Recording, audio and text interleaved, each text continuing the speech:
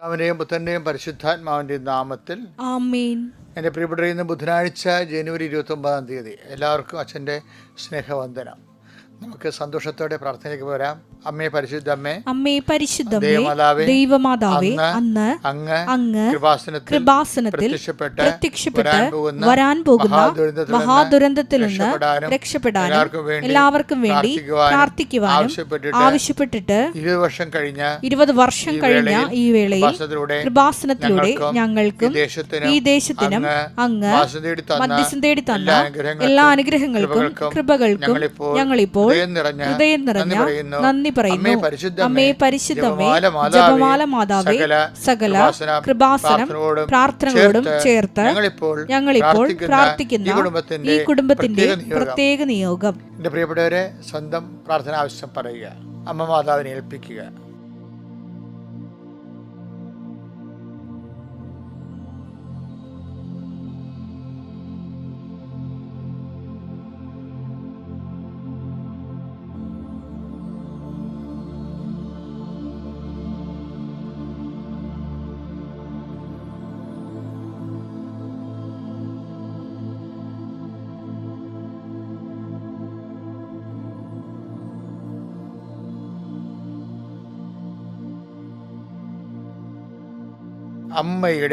അമ്മയുടെ പ്രത്യക്ഷീകരണത്തിന്റെ ഈ ദ്വാദശക വേളയിൽ ഞങ്ങൾക്ക് സാധിച്ചു തരുവാൻ കനിയണമേ. ആമേൻ. വിശ്വാസ പ്രമാണം. സർവശക്തനായ പിതാവും ആകാശത്തിന്റെയും ഭൂമിയുടെയും സൃഷ്ടാവുമായ ദൈവത്തിൽ ഞാൻ വിശ്വസിക്കുന്നു. അവിടുത്തെ ഏകപുത്രനും ഞങ്ങളുടെ കർത്താവുമായ ഈശോമിശിഹായിലും ഞാൻ വിശ്വസിക്കുന്നു. ഈ പുത്രൻ പരിശുദ്ധാത്മാവിനാൽ ഗർഭസ്ഥനായി കന്യകാമറിയത്തിൽ നിന്ന് പിറന്ന് പൊന്തിയോസ് പീലാത്തോസിന്റെ കാലത്ത് പീഡകൾ സഹിച്ച് കുരിശിൽ തറയ്ക്കപ്പെട്ട് മരിച്ച് അടക്കപ്പെട്ട് പാതാളങ്ങളിൽ ഇറങ്ങി മരിച്ചവരുടെ ഇടയിൽ നിന്ന് 3-ാം നാൾ ഉയർത്ത് സ്വർഗത്തിലേക്ക് എഴുന്നള്ളി സർവശക്തിയുള്ള പിതാവായ ദൈവത്തിന്റെ വലതുഭാഗത്തിരിക്കുന്നു. അവിടെ നിന്ന് ജീവിക്കുന്നവരെയും മരിച്ചവരെയും വിധിക്കുവാൻ വരുമെന്നും ഞാൻ വിശ്വസിക്കുന്നു. പരിശുദ്ധാത്മാവിലും ഞാൻ വിശ്വസിക്കുന്നു. വിശുദ്ധ കത്തോലിക്കാ സഭയിലും പുണ്യവാന്മാരുടെ ഐക്യത്തിലും പാപങ്ങളുടെ മോചനത്തിലും ശരീരത്തിന്റെ ഉയർപ്പിലും നിത്യമായ ജീവിതത്തിലും ഞാൻ വിശ്വസിക്കുന്നു. ആമേൻ. സ്വർഗ്ഗസ്ഥനായ ഞങ്ങളുടെ പിതാവേ, അങ്ങയുടെ നാമം പൂജിതമാകണമേ. അങ്ങയുടെ രാജ്യം വരണമേ. അങ്ങയുടെ തിരുമനസ് സ്വർഗത്തിലെ പോലെ ഭൂമിയിലും ആകണമേ. അന്നു വേണ്ടുന്ന ആഹാരം ഇന്ന് ഞങ്ങൾക്ക് തരണമേ. ഞങ്ങളോട് തെറ്റ് ചെയ്യുന്നവരോട് ഞങ്ങൾ ക്ഷമിക്കുന്നത് പോലെ ഞങ്ങളുടെ തെറ്റുകൾ ഞങ്ങളോടും ക്ഷമിക്കണമേ. ഞങ്ങളെ പ്രലോഭനത്തിൽ ഉൾപ്പെടുത്തരുതേ, തിന്മയിൽ ഞങ്ങൾ രക്ഷിക്കണമേ. ആമേൻ. നന്മ നിറഞ്ഞ മറിയമേ, സ്വസ്തി. കർത്താവ് അങ്ങയുടെ കൂടെ സ്ത്രീകളിൽ അങ്ങ് അനുഗ്രഹിക്കപ്പെട്ടവളാകുന്നു. അങ്ങയുടെ ഉദരത്തിൻ ഫലമായി ഈശോ അനുഗ്രഹിക്കപ്പെട്ടവനാകുന്നു. പരിശുദ്ധ മറിയമേ, തമ്പുരാന്റെ അമ്മേ, പാപികളായ ഞങ്ങൾക്ക് വേണ്ടി ഇപ്പോഴും ഞങ്ങളുടെ മരണസമയത്തും തമ്പുരാനോട് അപേക്ഷിക്കണമേ. ആമേൻ. അനുദിന അനുഗ്രഹ പ്രാർത്ഥന. കർത്താവേ, നിന്റെ ഉന്നതമായ നാമത്തിന് സ്വസ്ഥം ചെയ്യുന്നു. കർത്താവേ, നിന്റെ വിശുദ്ധ പൗരോഹിത്യത്തെ മഹത്വപ്പെടുത്തണമേ. കർത്താവേ, സഭയിലുള്ള സാന്നിധ്യം പ്രകടമാക്കണമേ. അമ്മേ പരിശുദ്ധമ്മേ, ദേവമാതാവേ, ഈ അനുദിന അനുഗ്രഹ പ്രാർത്ഥനയിൽ പങ്കെടുക്കുന്ന എല്ലാ മക്കളെയും അങ്ങേക്ക് സമർപ്പിച്ച് പ്രാർത്ഥിക്കുന്നു. ദൈവത്തിൻ്റെ വലിയ കൃപ മക്കളിലേക്ക് ആവശ്യിക്കട്ടെ. പരിശുദ്ധ ദേവമാതാവിൻ്റെ മധ്യസ്ഥത്തിൽ പ്രാർത്ഥിക്കുന്നു. കൃപാസ്ഥാനത്താറെ ജീവനോടെ പ്രത്യക്ഷപ്പെട്ട പരിശുദ്ധ അമ്മയുടെ മാധ്യസ്ഥ പ്രാർത്ഥിക്കുന്നു. നാളിതുവരെ അമ്മ ആയിരക്കണക്കിന് മക്കൾക്ക് നൽകിയ അനുഗ്രഹത്തിൻ്റെ അടിസ്ഥാനത്തിൽ പ്രാർത്ഥിക്കുന്നു. എൻ്റെ വിശുദ്ധ പൗരോഹിത്യത്തിൻ്റെ അധികാരത്തിൽ പ്രാർത്ഥിക്കുന്നു. സഭയിലുള്ള കർത്താവിൻ്റെ സാന്നിധ്യത്തിൻ്റെ അടിസ്ഥാനത്തിൽ പ്രാർത്ഥിക്കുന്നു. നിന്റെ ഹൃദയത്തെ കർത്താവ് ആശീർവദിക്കട്ടെ. നീ ഏത് ഭവനത്തിൽ പ്രവേശിച്ചാലും ആ ഭവനത്തിന് സമാധാനം ആശംസിക്കുന്ന അരുളിച്ചത് കർത്താവിൻ്റെ വാക്കിൻ്റെ അധികാരത്തിൽ സമാധാനം ആശംസിക്കുന്നു. ഈ സമാധാനം നിന്റെ ജീവിതത്തിൻ്റെ വ്യത്യസ്ത മണ്ഡലങ്ങളിൽ നീ അനുഭവിക്കട്ടെ. കർത്താവെ, രോഗബാധിതർക്ക് വേണ്ടി പ്രാർത്ഥിക്കുന്നു. ശയ്യാവലംബികർക്ക് വേണ്ടി പ്രാർത്ഥിക്കുന്നു. കണ്ണിന് കാഴ്ചക്കുറവുള്ളവരും ചെവിക്ക് കേൾവിക്കുള്ളവരും മൂക്കിൽ എപ്പോഴും ദിശ വളരുന്നവരും അടിനോടിന് അസുഖമുള്ളവരെയും സമർപ്പിച്ചുകൊണ്ട് പ്രാർത്ഥിക്കുന്നു. എൻ്റെ കർത്താവിൻ്റെ ഉന്നതമായ നാമത്തിൽ സഭയുടെ അധികാരത്തിൽ കുരിശിൻ്റെ അടയാളത്തിൽ ഭാരങ്ങൾ ഭീതികൾ ഡിപ്രഷൻ പോലുണ്ടാകുന്ന മനസ്സിൻ്റെ അവസാദ രോഗങ്ങൾ യേശു ക്രിസ്തു നാമത്തിൽ മഞ്ഞുനീര് പോലെ ഒഴുകി മാറട്ടെ എന്ന് പ്രാർത്ഥിക്കുന്നു. കർത്താവേ, ജോലി ഇല്ലാത്തവരുണ്ട്, ജോലി തട്ടിയിട്ട് കിട്ടാത്തവരുണ്ട്, ഉള്ള ജോലി തന്നെ ചെയ്തിട്ട് ആവശ്യമായ ശമ്പളം കിട്ടാത്തവരുണ്ട്, മാസങ്ങളായി ശമ്പളം കിട്ടാത്തവരുണ്ട്.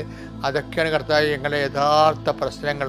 അതുകൊണ്ട് കടയിൽ കടങ്ങൾ കൂടുന്നു, കുഞ്ഞുങ്ങളുടെ കാര്യങ്ങൾ തിരക്കാൻ പറ്റണില്ല, കുടുംബം മെയിൻറ്റെയിൻസ് ചെയ്യാൻ പറ്റണില്ല. വല്ലാത്ത ഒരു നാരകീയാവസ്ഥയ്ക്ക് ഒരു കുടുംബത്തിൽ ആരും വന്ന് കയറല്ലേ എന്ന് പ്രാർത്ഥിക്കുന്നു. അനേകം മക്കളുണ്ട്.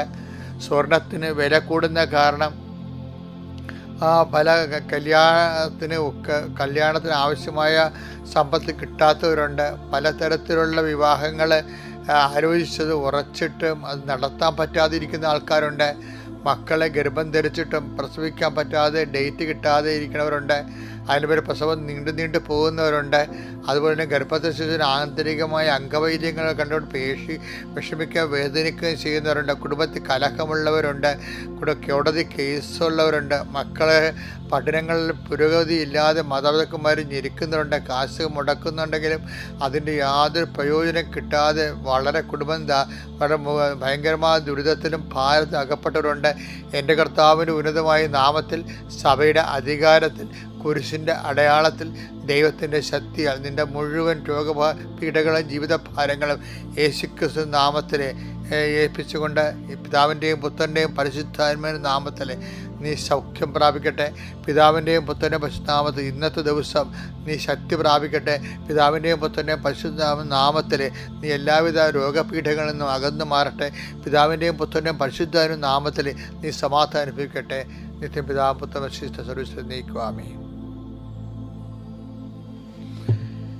എൻ്റെ പ്രിയപ്പെട്ടവരെ, പലപ്പോഴും എന്തെങ്കിലും ഒരു പ്രശ്നങ്ങളും ഭാരങ്ങളും ഒക്കെ ഉണ്ടാവും, നമുക്ക് ഒരു വിഷമങ്ങളൊക്കെ ഉണ്ടാവും അല്ലേ? ഇപ്പം രോഗത്തെക്കുറിച്ചൊരു അറിവുണ്ടാകുമ്പോൾ നമുക്കൊരു ഭീതിയും പ്രയാസമൊക്കെ ഉണ്ടാവും, ഒരു വിഷമമൊക്കെ ഉണ്ടാവും. ജപ്തി വരാൻ പോണെന്ന് കേൾക്കുമ്പോൾ ഒരു പ്രയാസവും വിഷമവും, എങ്ങനെ ജീവിക്കും, എവിടെ പോവും, ആര് സഹായിക്കും എന്നുള്ള ഭീതിയൊക്കെ ഉണ്ടാകും.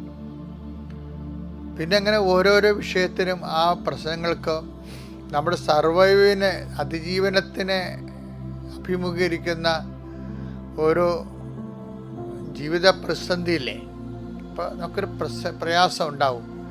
പക്ഷേ കർത്താവിൻ്റെ ഒരു നിലപാട് എന്താണെന്ന് അറിയാമോ? എന്തെങ്കിലും ഒരു പ്രയാസം ഉണ്ടായാൽ നീ ആ പ്രയാസത്തെ ഓർത്ത് പ്രയാസപ്പെടേണ്ട. കാര്യം നിന്നെക്കൊണ്ട് അത് അതിജീവിക്കാൻ കഴിയുമെന്ന് ദൈവം കരുതുന്നു. അത് വലിയ പോസിറ്റീവ് പോയിൻ്റാണ്.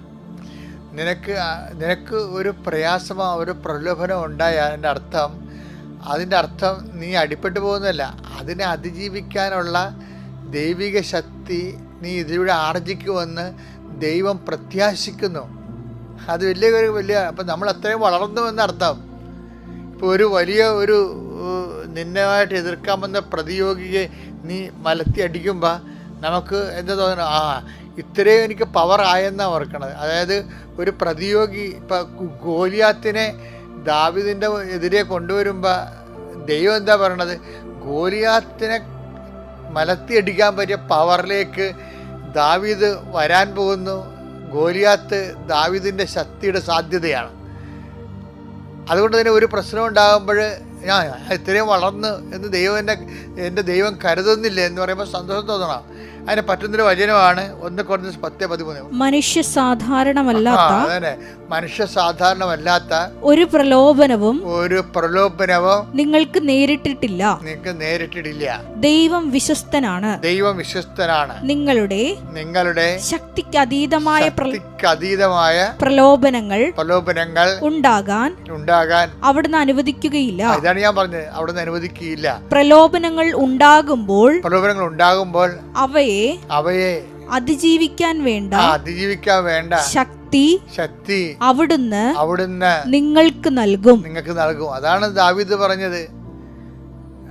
ഗോലിയാത്ത് എന്താ പറഞ്ഞത്? നീ എന്താണ് പട്ടിയെ തല്ലാൻ പോകുന്ന പോലെ ഒരു വടിയുമായിട്ടാണ് വരണത്. അപ്പം അത് ദാവീദ് തിരിച്ചടിക്കണത് എന്താണ്? നീ നിന്റെ കുന്തങ്ങളിലും അതുപോലെ തന്നെ പരിചകളിലും ആശ്രയിക്കണത്, ഞാൻ എൻ്റെ ദൈവമായ കർത്താവിലാണ് ആശ്രയിക്കണമെന്ന് പറയും. അപ്പോൾ ഗോലിയാത്തിനെ മുമ്പിലേ വരുമ്പോൾ ദാവീദിന് അവനെ നേരിടാനുള്ള ശക്തിയും ദൈവം കൊടുക്കുകയാണ്. അപ്പോൾ ഒരു പ്രശ്നമോ പ്രലോഭനമോ സാമ്പത്തികമായ ശാരീരികമായ ഒക്കെ വരുമ്പോൾ ഓർക്കണം, ഇതിനെ അതിജീവിക്കാൻ ഉള്ള ശക്തി കർത്താവ് എനിക്ക് തരാൻ വേണ്ടിയാണ് ഇപ്പോൾ ഇത് വന്നിരിക്കണത്. അപ്പോൾ മനസ്സിലായില്ലേ? അപ്പം അത് വന്നത് നന്നായി, ഭാരം വന്നത് നന്നായി, രോഗം വന്നത് നന്നായി. അതിനെ അതിജീവിക്കാനുള്ള ശക്തി തരാൻ വേണ്ടി അതിനെ ആദ്യം വരുത്തിയതാണ്. അപ്പോൾ ഇപ്പോൾ പേപ്പട്ടി കടിക്കുമ്പോഴെന്താ ചെയ്യണത്? പേപ്പട്ടിയുടെ തന്നെ ജെയിംസ് എടുത്തിട്ടാണ് കുത്തുവെക്കണത്. പക്ഷേ നേരത്തെ ഉണ്ടായിരുന്ന പേപ്പട്ടിയുടെ ജെയിംസിന് ഈ കുത്തുവെച്ചിരിക്കുന്ന പ്രതിരോധ ജെയിംസ് അതിനെ കീഴടക്കി കളയും. അപ്പോൾ കൃപയുടെ പ്രതിരോധ ശക്തി വർദ്ധിപ്പിക്കാൻ വേണ്ടിയാണ് പ്രലോഭനങ്ങൾ ഉള്ളത്. എന്തൊരു മനോഹരമായ ദൈവാനുഭവമാണ് സുവിശേഷം കാഴ്ചവെക്കുന്നത്. അതുകൊണ്ട് വിശ്വാസി, നീ ഒരു കാലവശാലും പതറരുത്.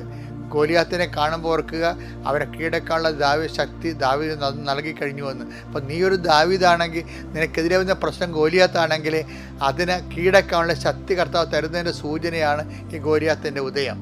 അപ്പോൾ പ്രശ്നങ്ങളിൽ പ്രതിരോധിക്കാനുള്ള ശക്തി ആർജിക്കാൻ പോകുന്നു എന്നുള്ള സുബോധർക്കമായ സുവിശേഷമാണ് ഇന്നത്തെ കൈമാറ്റം. Thank you.